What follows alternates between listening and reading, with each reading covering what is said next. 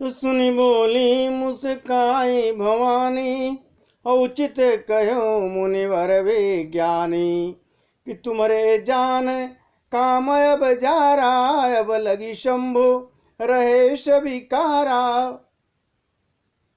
जब सप्तऋषि पहुंचे मां पार्वती के पास, तो उन्होंने कहा कि हमारी बात नहीं मानी तुम, नारद के उपदेश के चक्कर में पड़ गई और महादेव जी ने तो काम को भस्म कर दिया। यह सुनकर पार्वती जी मुस्कुराते हुए कहती हैं, हे विज्ञानी मुनीश्वरों, आपने उचित ही कहा। आपकी समझ में शिव जी ने कामदेव को अब जलाया है। अब तक तो वे विकार युक्त बने काम ही रहे हैं। रे हमरे जान से दासिव जोगी, अजानवद्य कामय भोगी, जो मैं शिव से यस जानी, प्रीति समेत कर्म मन बानी। किंतु हमारी समझ से तो शिव जी सदा से योगी रहे हैं, अजन्मा है, अनिंद है, काम रहित हैं और भोगहीन हैं। और यदि मैंने शिव जी को ऐसा समझकर ही मन वचन और कर्म से प्रेम सहित उनकी सेवा की है, तो हमारपन सुनहु मुनि सा करी है, सत्य कृपा निधि ईसा। तुम जो कहा हरे जारे उमारा, सोई अति बड़े अविवेक तुम्हारा।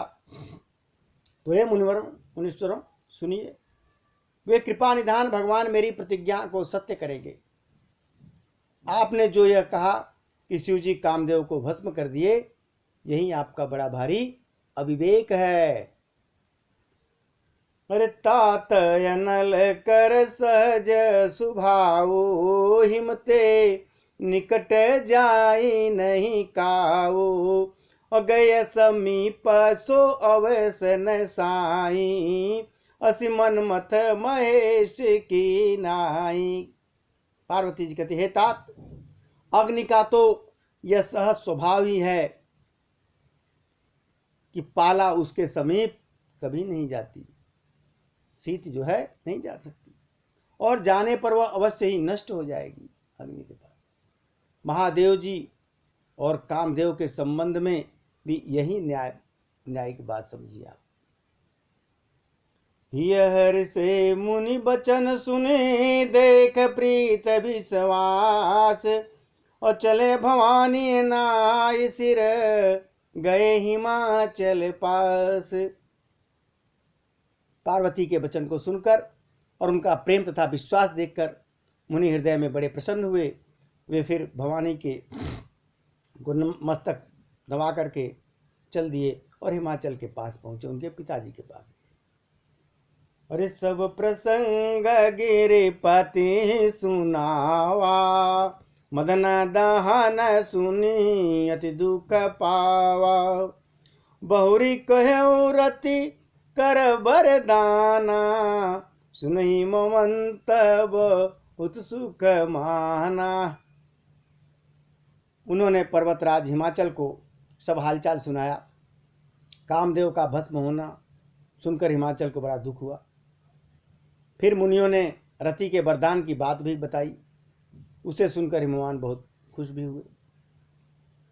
हृदय विचारी शंभु प्रभुताई, सादर मुनिवर लिए बोलाई, सुदिन सुनखत सुघरिय सोचाई, बेग भेद विधि लगन धराई। शिव जी के प्रभाव को मन में विचार कर हिमाचल ने श्रेष्ठ मुनियों को आदरपूर्वक बुला लिया और उनसे शुभ दिन, शुभ नक्षत्र और शुभ घड़ी शोध करके वेद की विधि के अनुसार शीघ्र ही लग्न निश्चित करवा करके लिखवा लिया। और पत्रिय सप्त ऋषि ने सोई दीनी, गही पद विनय हिमाचल कीनी, जाहि विधि तीन दीन सोपाती, बाचत प्रीतन हृदय समाति। फिर हिमाचल ने वह लग्न पत्रिका सप्तऋषियों को दे दी और चरण पकड़कर उनकी विनती की। उन्होंने जाकर वह लग्न पत्रिका ब्रह्मा जी को दी। उसको पढ़ते समय उनके हृदय में प्रेम नहीं समा रहा। ब्रह्मा जी बड़े प्रसन्न हैं। अरे लगन बाची अज सब ही सुनाई, हर्षे मुनि सब सुर समुदाय, सुमन वृष्ट नभ बाजन बाजे, मंगल कलश दसों दिशि साजे। ब्रह्मा जी ने लग्न पढ़कर सबको सुनाया। उसे सुनकर सब मुनि और देवता, सारा समाज हर्षित हो गया। आकाश से फूलों की वर्षा होने लगी, बाजे बजने लगे और दसों दिशाओं में मंगल कलश सजने लगे। तो लगे संवारन सकल सुर वाहन विविध विमान, ओहि सगुन मंगल सुबद करई अपचरागान। सब देवता अपने भांति भांति के वाहन और विमान सजाने लगे, कल्याणप्रद मंगल शगुन होने लगे और अप्सराएं गाने लगी। अरे शिवहि शंभो कर, शिवहि शंभो गण करहि सिंगारा, जटा मुकुट यही मोर संवारा, कुंडल कंकन पहिरे ब्याला, तन विभूति पट के हरि चाला। शिव जी के गण शिव जी का श्रृंगार करने लगे।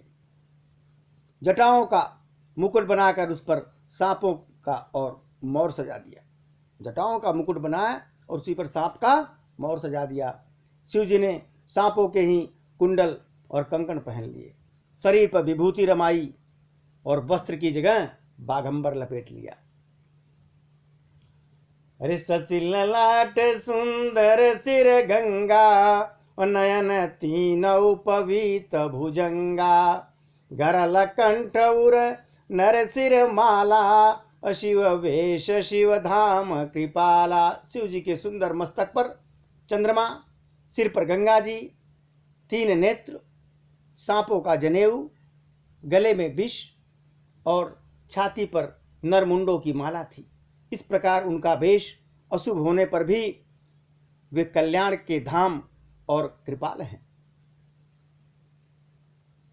अरे कर त्रिशूल अरुण मरु विराजा, और चले बस चढ़ बाजही बाजा।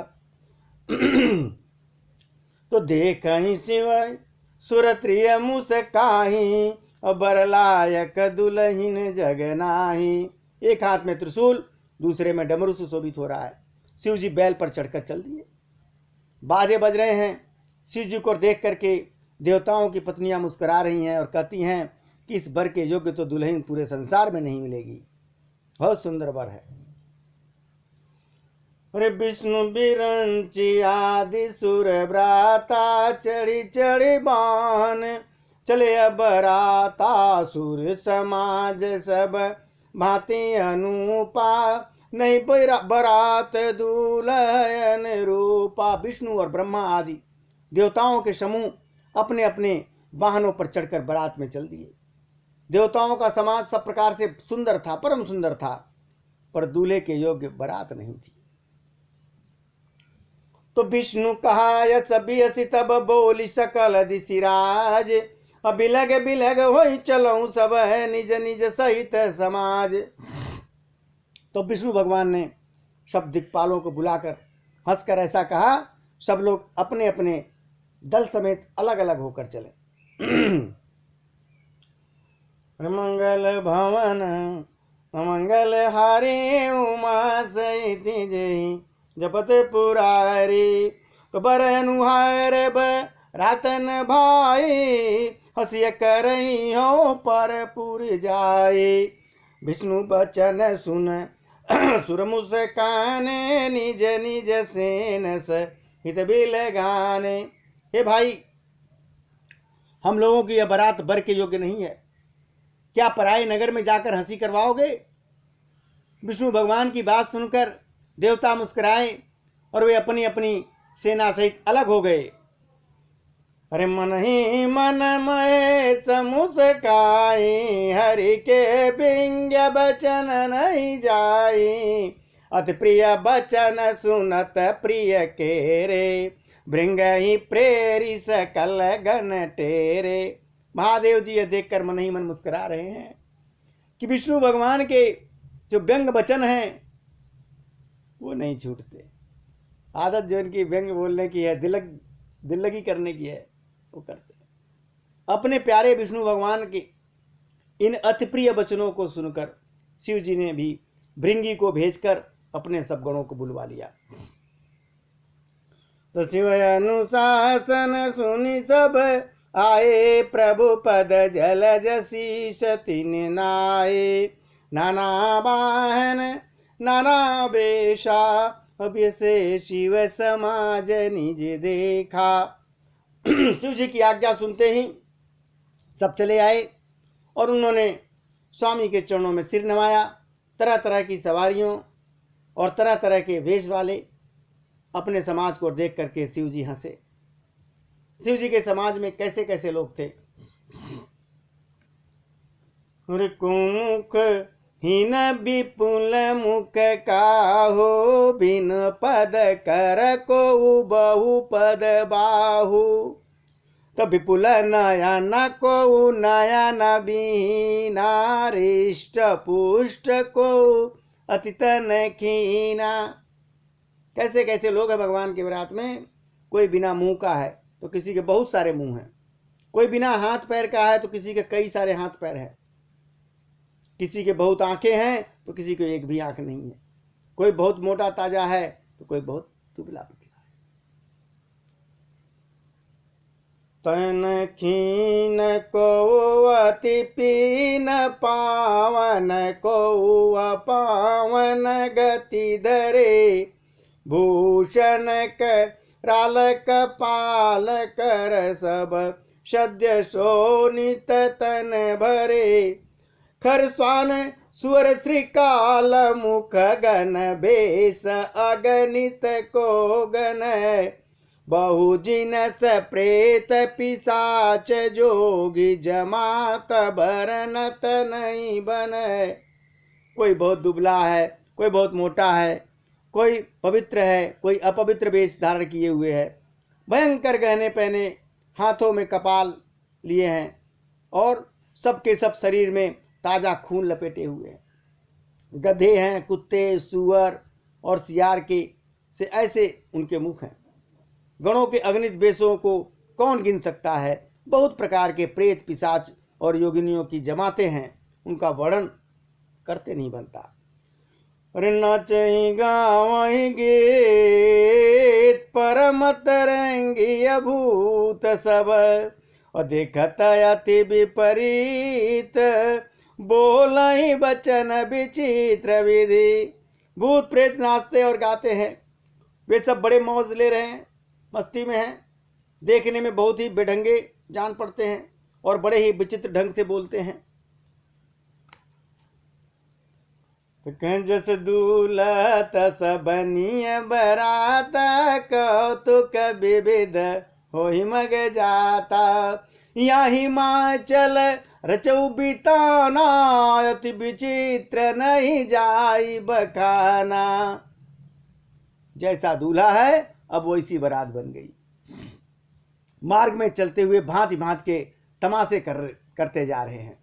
इधर हिमाचल ने ऐसा विचित्र मंडप बनाया कि जिसका वर्णन नहीं किया जाता। बहुत सुंदर मंडप बनवाया। रिसल सकल जहां लगी जग माही, लघु विशाल नहीं बरनी सिराही। बन सागर सब नदी तलावा, हिमगिर सब कहनेवत पठावा। काम रूप सुंदर तन धारे, सहित समाज से हित बर नारी। गय सकल तुहि ना चल गे, हा गावई मंगल सहित स्नेहा। जगत में जितने भी छोटे बड़े पर्वत हैं, जिनका वर्णन करने में पार नहीं पा सकते हैं, तथा जितने वन हैं, समुद्र हैं, नदियां हैं और तालाब हैं, हिमाचल ने सबको न्योता भेज दिया। वे सब अपनी इच्छा अनुसार सुंदर रूप धारण करके, सुंदर शरीर धारण करके, सुंदर सुंदर स्त्रियां, सुंदर पुरुष हिमाचल के घर आए। सभी स्नेह सहित मंगल गीत गाते हैं। प्रथम ही गिरे बहु गृह समराए जथा जोगत सब छाए। पुरुष शोभा अवलोकी सुहाए लागई लघु बिरंच निपुनाए। हिमाचल ने पहले से ही बहुत से घर सजवा रखे थे भाई, बहुत सारे लोग आएंगे तो रहने के लिए यथा योग्य उन सबको स्थान दिया। सब लोग वहां आ गए। नगर की सुंदर शोभा को देखकर ब्रह्मा की रचना छोटी लगने लगी, तुच्छ लगने लगी, इतना सुंदर सजा दिया। लघु लाग वेद के निपुणता अवलोक पुर शोभा सही बन बाग कूप तड़ाग सरिता सुभग सब सक को कही। मंगल विपुल तोरण पताका केत गृह गृह सोई बनिता पुरुष सुंदर चतुर छवि देख मुनि मन मोही। क्या शोभा है नगर की। नगर की शोभा को देखकर ब्रह्मा की निपुणता भी सचमुच तुच्छ लगती है। वन बाग कुएं तालाब नदियां सभी सुंदर हैं, उनका वर्णन कौन कर सकता है। घर घर बहुत से मंगल सूचक तोरण और ध्वजा पताकाएं सुशोभित हो रही सबके घरों पर। वहां के सुंदर और चतुर स्त्री पुरुषों की छवि को देखकर मुनियों के भी मन मोह लेते हैं। कहीं जगदम्बा जाय अवतरी सो पुर बरनी की जाए और सिद्ध संपत्ति सुख नित नूतन अधिकार। जिस नगर में स्वयं जगदम्बा ने अवतार लिया हो उसका क्या वर्णन करना। वहां रिद्धि सिद्धि संपत्ति और सुख नित्य नए नए बढ़ते जाते हैं। बारात इधर आ रही है नजदीक। अरे नगर निकट बरात सुन आई पुर कर भर शोभा अधिकाई करी बनाव सजी बाहन नाना चले लेन सादर अगवाना। बारात को जब नगर के नजदीक देखा, सुना कि आ गई है, चहल पहल मच गई, जिससे उसकी शोभा बढ़ गई। आगवानी करने वाले लोग बनाव श्रृंगार करके तथा नाना प्रकार की सवारियों को सजा करके आदर सहित बारात को लेने चल दिए। तो हर से सुर सेन निहारी और देखी अति भय सुखारी। शिव समाज जब देखन लागे बिडरी चले बाहन सब भागे। आगे आगे देवताओं का समाज आ रहा था। तो देवता तो बड़े सुंदर सुंदर, देवताओं के समाज को देख करके सबका मन बड़ा प्रसन्न हुआ और विष्णु भगवान को देखकर तो बहुत ही लोग सुखी हुए। किंतु जब शिव के समाज को देखा तब तो भैया उनके जो वाहन थे, सवारियां, हाथी घोड़े, वो सब भागने लगे डर के मारे उनके समाज को देख करके। सब भाग चले। अरे धरी धीरज रहे सयाने और बालक सबल जीव पराने। गए भवन पूछई पितु माता कहीं बचन भय कंपित गाता। कि कही गाह कही जाई न बाता जम कर धार कि धो बरियाता। अरे बर बौराह बस है सवारा ब्याल कपाल भी भूषण छारा। अब जो छोटे बच्चे थे वो तो भाग गए डर के मारे। जो सयाने थे वही थोड़ा धैर्य रख के डटे रहे। और जब बच्चे भाग के घर पहुंचे तो घर पे लोग माता पिता पूछते हैं तो वे भय से एकदम कांप रहे हैं और मुंह से क्या कहते हैं, अरे क्या कहें, कोई बात कही नहीं जाती। यह बारात है या अमराज की सेना आ रही है। दूल्हा तो पागल है और बैल पर सवार है, सांप कपाल और राख है उसके गहने हैं। ऋतुन छर ब्याल कपाल भूषण नगन जटिल भयंकरा संग भूत प्रेत पिशाच जोगिन विकट मुख रजनीचरा। तो जो जियत रहाई बरात देखत पुण्य बढ़ते ही कर सही। और देखई सोमा विवाह घर घर बात असल रिकन कही। दूल्हे के शरीर पर राख लगी हुई है, सांप और कपाल के गहने हैं, वह नंगा है, जटाधारी और भयंकर है। उसके साथ भयानक मुख वाले भूत प्रेत पिशाच योगी राक्षस ये सारे हैं। और जो बारात को देखकर जीता हुआ बच जाएगा सचमुच उसके बड़े ही पुण्य हैं। और वहीं पार्वती का विवाह देखेगा। लड़कों ने ऐसी जाकर के घर में बातें कही। तो समुझ महेश समाज सब जननी जनक मुस्काय। और बाल बुझाए विविध विदे निडर हो डर नाही। शिव जी का समाज समझकर सब लड़कों के जो माता पिता हैं मुस्कुराते हैं। उन्होंने बहुत तरह से बच्चों को समझाया कि निडर हो जाओ, डर की कोई बात नहीं है। लय अगवान बरात ही आए दिए सब ही जनवास सुहाए।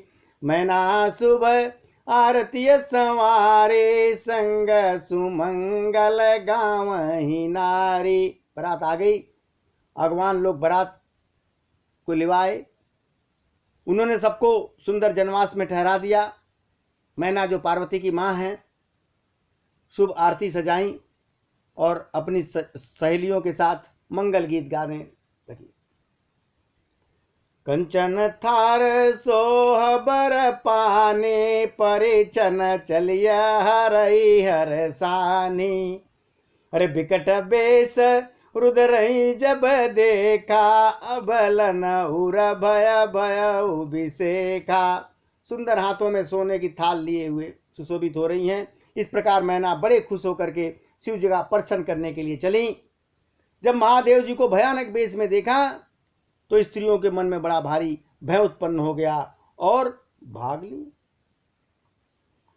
भागी भवन पयठियति त्रासा गए अम हे सजा जनवासा।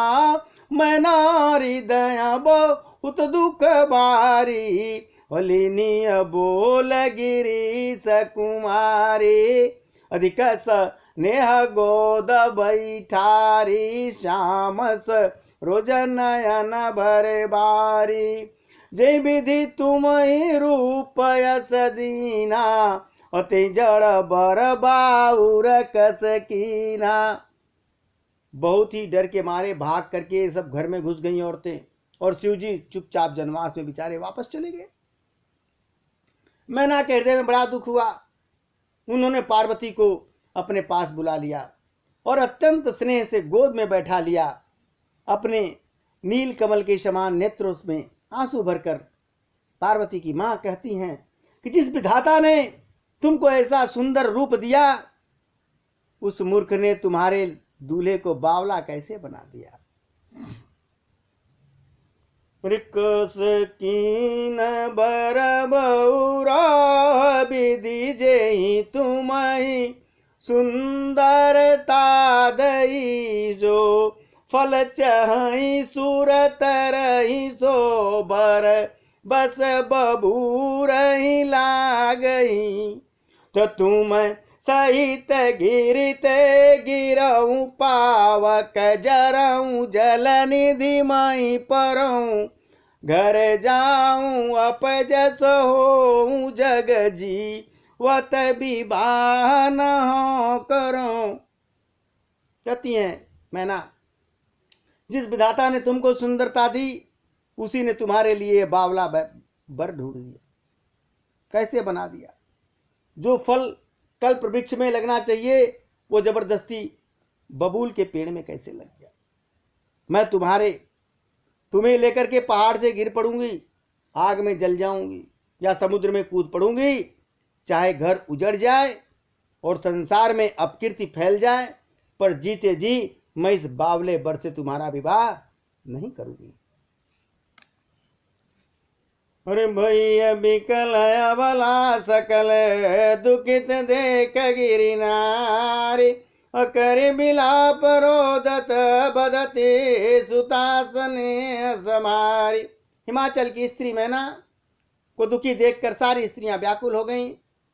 मैना अपनी कन्या के स्नेह को याद करके विलाप करती हैं, रोती हैं और कहती हैं कि नारद करम का बिगारा भवन मोर जिन बसत उजारा अस उपदेश मही जिन दीना बौरे बरही लागी तप कीना। अरे मैंने नारद का क्या बिगाड़ा था जिन्होंने मेरा बसता हुआ घर उजाड़ दिया और जिन्होंने पार्वती को ऐसा उपदेश दिया कि जिससे उसने बावले बर के लिए तपस्या कर ली। अरे साचे उनके मोहन माया उदासीन धन धामन जाया पर घर गालक लाजन भीरा बाज की जान प्रसव कय पीरा। कहती हैं सचमुच उनके न किसी का मोह है न माया है, न उनके धन है न उनके घर है न उनकी स्त्री है। वे सबसे उदासीन हैं, इसी से वो दूसरे का भी घर उजाड़ने वाले हैं। उन्हें न किसी का लाज है न किसी का डर है। भला बाज स्त्री भी प्रसव की पीड़ा को क्या जाने।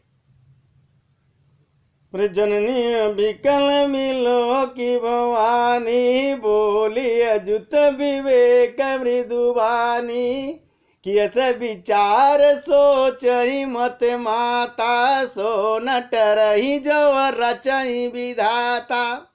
माँ को व्याकुल देख करके पार्वती जी बड़े विवेक युक्त ज्ञान युक्त कोमल वाणी कहती, हे माँ जो विधाता रस देते हैं वह टलता नहीं, ऐसा विचार कर तुम सोच मत करो, चिंता मत करो कि कर्म लिखा जब बाउर नाहू तव कत दोष लगाई काहू। अरे तुम सन मिटई की विध के अंका मातु व्यर्थ जनी लेहु कलंका। जो मेरे भाग्य में बावला ही पति लिखा है तो किसी को दोष क्यों लगा रही हो। हे मां क्या विधाता के अंक तुमसे मिट जाएंगे? जो उन्होंने लिख दिया है ललाट पे वो मिटेंगे तुमसे? वृथा कलंक का टीका अपने माथे पर क्यों ले रही हो? जन ले मात कलंक करुणा परिहरऊं अवसर नहीं दुख सुख जो लिखा लीलार हमरे जाव जह पाऊ बतही। सुन उमा बचन विनीत कोमल सकल अबला सोचही बहु भांति विधि लगाई दूषण नयन भारी विमोचही। हे माता कलंक मत लो, रोना छोड़ो, यह अवसर विषाद करने का नहीं है। मेरे भाग्य में जो दुख सुख लिखा है उसे मैं जहां जाऊंगी वही मिलेगा। पार्वती जी के ऐसे विनय भरे कोमल वचन सुनकर के सारी स्त्रियां सोच करने लगी और भांति भांति से विधाता को दोष दे करके आंखों से आंसू बहाने लगी। ऋति अवसर नारद सहित अरु ऋषि सप्त समेत समाचार सुन तुहि नगर गौने तुरत निकेत। इस समाचार को सुनते ही हिमाचल उसी समय नारद जी और सप्तऋषियों के साथ लेकर के अपने घर में आए।